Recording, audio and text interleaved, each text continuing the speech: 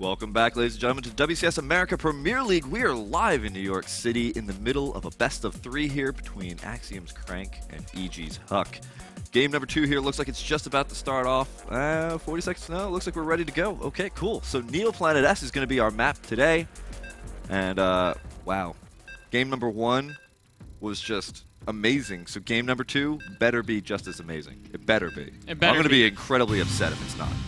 Of course, Huck got a nice advantage in the opening of that first game with a really well-crafted build. But then, he tried to force his way up against an opponent who did have Photon Overcharge and Sentries and Immortals, and that's a very, very tough defense to play. So, spawning down here in the bottom left-hand corner from Team Evil Geniuses, our blue Protoss player, it is Huck. Can he bring it back against his opponent? Spawning in the red in the top right-hand corner from Team Axiom, it is Crank. Crank has very few probes at his mineral line. Yeah, I mean, this is definitely going to be harmful. He's got bad macro. No, I'm just kidding. Actually, Huck's got the same amount. What's going on in this game already? Crazy stuff. Crazy stuff. Of course, Crank, the reason why he has so fewer probes in that worker line is because he's going for that proxy build. Crank, what you doing? Crank, stop. Dude, is he going to go for 12-12? I don't think anyone double proxy gateways anymore. Come on, that's the funnest one.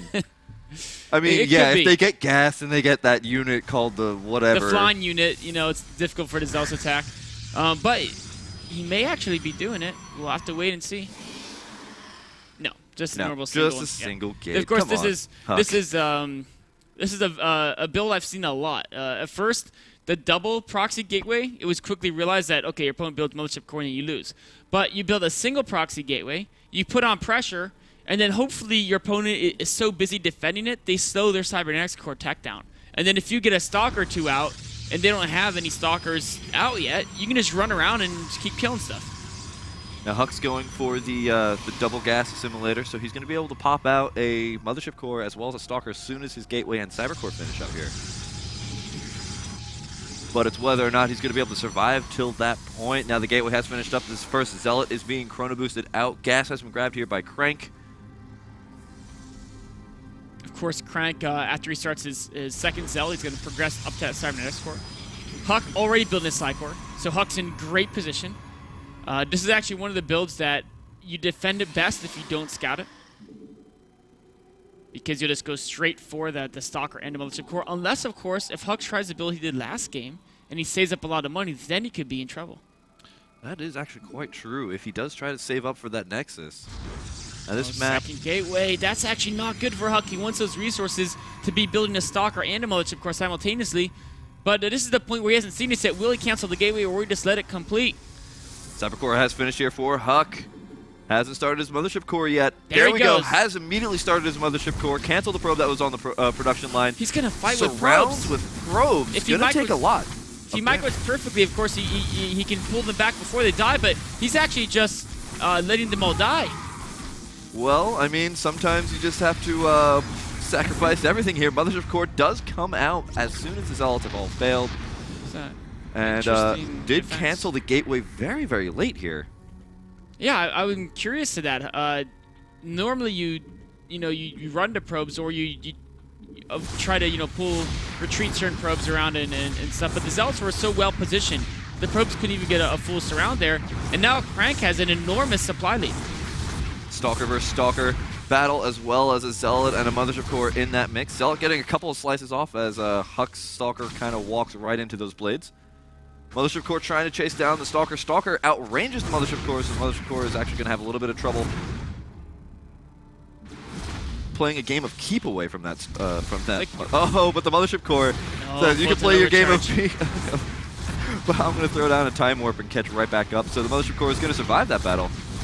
And Huck actually going to be able to take out the Zealot, but a second Stalker comes in. Oh, so bad for Huck. He really needed to get across the map and do some damage to Crank's worker line, because as it is, the economy for Crank is so much better than it is for Huck after all those probe kills early on in the game.